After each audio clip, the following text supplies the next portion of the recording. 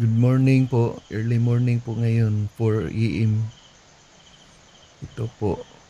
Ito po dito sa chapel sa Birhen sa Pilar sa Lawis.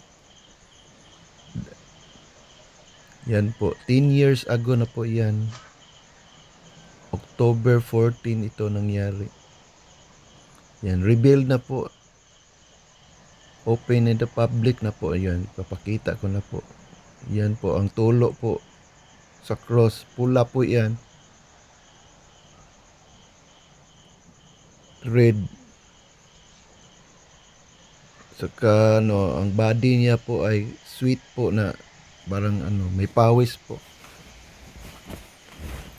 May tumutulo po sa niya, sa dibdib niya. May water po yung nasa dibdib. Yung sa paa po pula.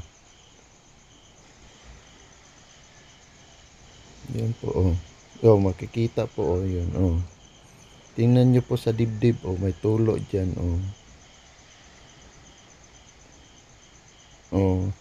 nandyan yung kumikinang yan po. Tulo po yan.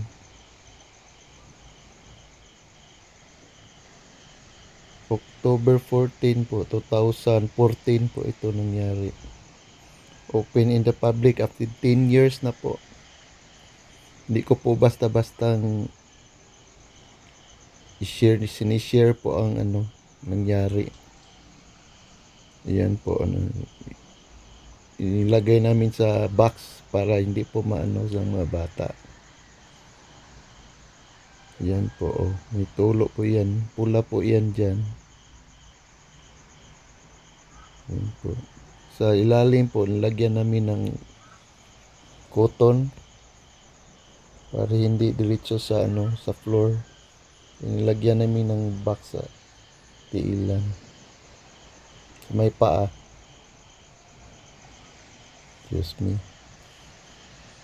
Bisaya kasi dito. Yan po. Happy Pista po, Senior Nazareno. Thank you so much for watching, guys.